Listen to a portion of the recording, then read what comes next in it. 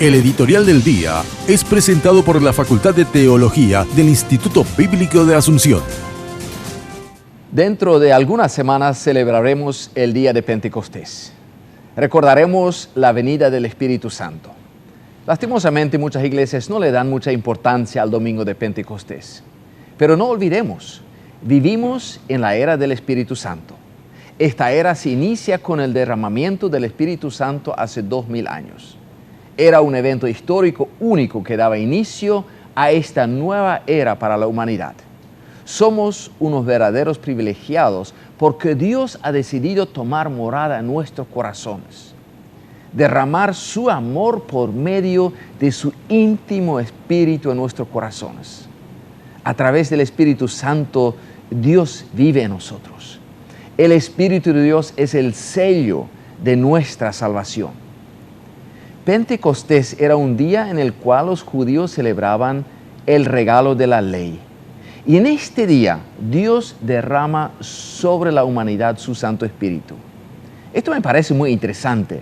La ley de Dios, ¿qué tiene que ver con el Espíritu Santo? Permítame decirlo así. La ley era considerada como la expresión de la voluntad de Dios. El Salmo 119, por ejemplo, como muchos otros salmos, es una alabanza a la ley como la palabra de Dios. Ahora, leyendo el libro de los Hechos, descubrimos algo muy interesante. Jesús, antes de morir, había prometido que el Espíritu Santo sería un guía acerca de la verdad. O sea, totalmente confiable. En el Evangelio de Juan encontramos estas palabras de Jesús mismo. Yo soy el camino, la verdad y la vida. Solamente por mí se llega al Padre. Si me aman, obedecerán mis mandamientos. Le pediré al Padre y les dará otro consejero para que esté siempre con ustedes. Este consejero es el Espíritu de la verdad. El mundo no lo puede recibir porque no lo ve ni lo conoce. Ustedes lo conocen porque vive en ustedes y se quedará en ustedes.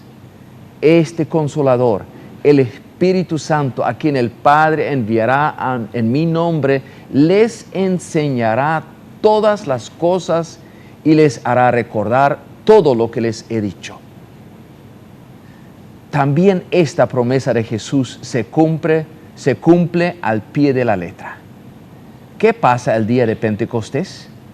Al derramarse el Espíritu Santo sobre la humanidad, se levantan los seguidores de Jesús para hablar a los miles de personas que se habían convocado a este lugar. Hechos 2 habla de los 11 apóstoles. Puede ser que más que solamente Pedro hablaron. En todo caso, Hechos nos relata lo que dice Pedro. El apóstol Pedro, muy cobarde durante los días de la resurrección todavía, se levanta y habla con mucho coraje a la gente. Su sermón, como hoy lo llamamos, es una prédica bíblica. Con la iluminación del Espíritu Santo, Pedro explica sobre la base del Antiguo Testamento quién era Jesús. Cita al profeta Joel, a varios salmos y al rey David. Con estos textos del Antiguo Testamento les explica quién era Jesús, el significado de la muerte de Jesús, la resurrección de Jesús, como también su ascensión. Pedro también comprende y explica la venida del Espíritu Santo. Y les dice que si se arrepientan de sus pecados, recibirán el perdón de los pecados y también recibirán el Espíritu Santo.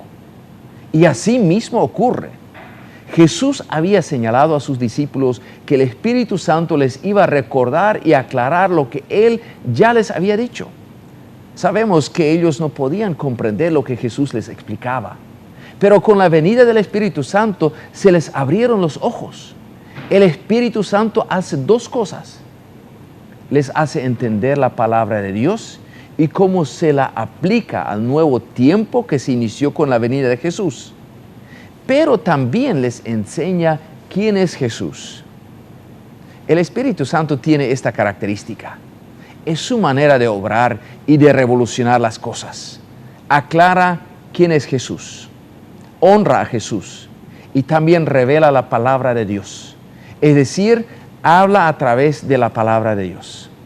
Pablo más tarde escribe a los Efesios que la palabra de Dios es la espada del Espíritu Santo. O sea, el instrumento más importante del Espíritu Santo es la Biblia, la palabra de Dios. Y no es sorpresa. La Biblia nos enseña que la palabra de Dios es inspirada por el Espíritu Santo.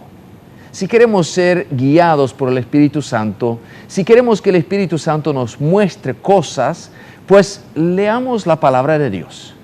Por ello es llamado el Espíritu de verdad. Nos guía por la verdad. Estimado amigo, hay tantos mensajes que llegan a nuestros oídos, a nuestros corazones, a nuestras mentes, a nuestras emociones.